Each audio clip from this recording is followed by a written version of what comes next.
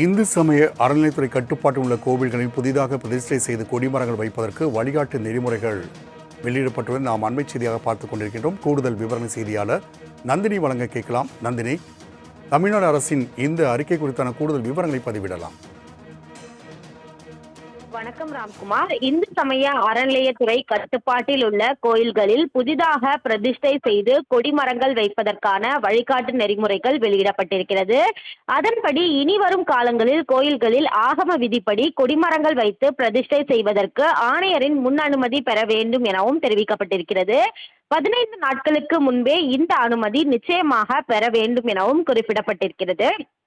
புதிய கொடிமரம் வைப்பதற்காக இருந்தால் மண்டல மற்றும் மாவட்ட குழுவில் தீர்மானம் நிறைவேற்றப்பட வேண்டும் என்றும், கொடிமர நிகழ்ச்சிக்கு மண்டல ஸ்ததிபதியின் கருத்துரு பெற வேண்டும் உள்ளிட்ட பல்வேறு வழிகாட்டு நெறிமுறைகள் வெளியிட்டு அதற்கான அதிகாரப்பூர்வ அறிவிப்பு என்பது இந்து சமய அறநிலையத்துறை சார்பில் வெளியிடப்பட்டுள்ளது.